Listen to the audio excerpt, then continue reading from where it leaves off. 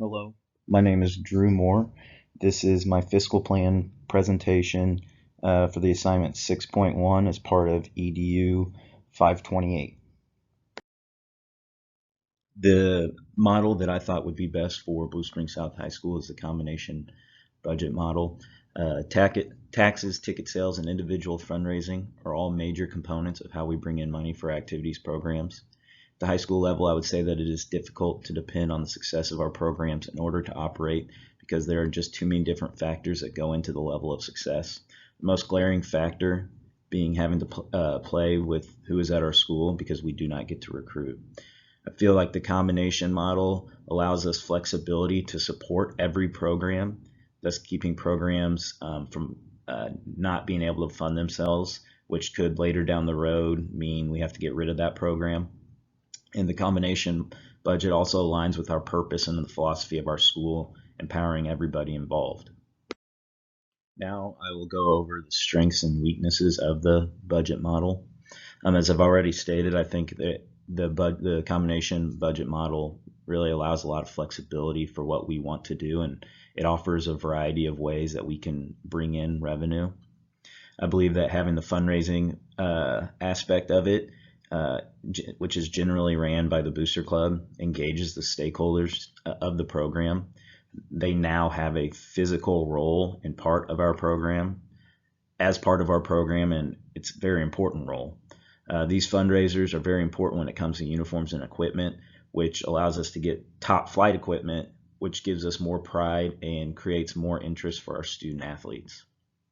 Some of the weaknesses with this is, although it does involve stakeholders to be more involved, there are a couple caveats in that. First of all, if you have a booster club that is very passive and doesn't put in the extra work, that then puts the weight of fundraising on the coach's shoulder.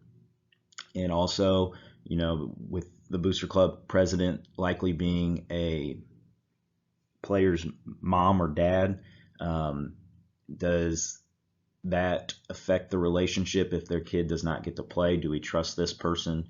And so on. Our purpose of our activities program is to provide opportunities to our student athletes that give them experiences they can take with them for the rest of their life. We want to develop better people, teach life lessons, and make sure the next wave of adults in our country are making a positive impact on the world.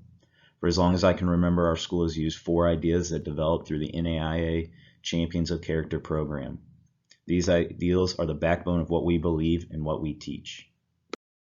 Our first core value is respect. Our goal is to teach our students and athletes that we must hold ourselves and others to a high standard. It is the golden rule: treat others how you would want to be treated. This also means supporting others' goals and doing what we can to push everyone around us forward. Our next core value is responsibility. We must be able to hold ourselves accountable to accomplish current and future endeavors. This means continued academic progress while competing at a high level and prioritizing our time to do so.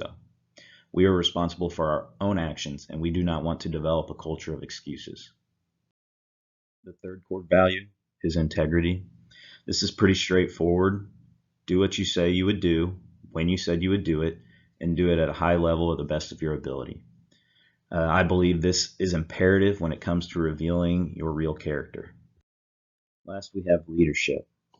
The others on your team come before the individual. It's that we before me mentality. We want to develop leaders that do not just say they are leaders, but throughout their school and their communities, their actions are what show that they are leaders. Now I want to talk about how we handle donations. We don't have a one-size-fits-all solution. Each time we have a donation, we evaluate it based on what it is and how much it is, and we handle it with its own care, and it's separate from all the other ones. Now I want to talk about controlling the costs. This is basically what I've already stated. Our goal is to have a consistent flow of revenue coming into our athletic program's budget. That way every program is treated at the same level and it is not dependent on the success of every program. Now I'm going to talk about how our district handles outside funding.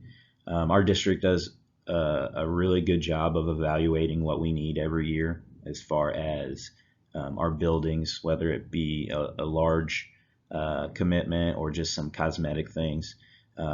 Whatever that need may be, we have a committee of employees, members of the community, and central office employees to evaluate and determine what changes need to be made and how we can provide the finances for the changes down the road.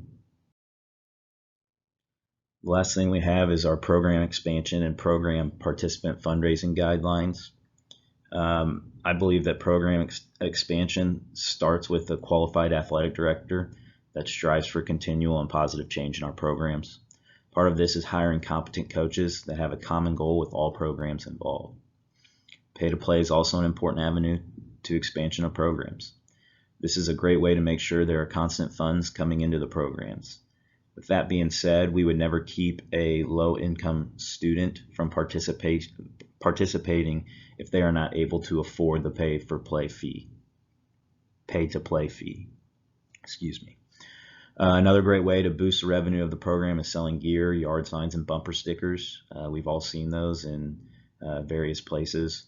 And also connecting with the community businesses and offering advertising opportunity really bridges that gap between the school and our community.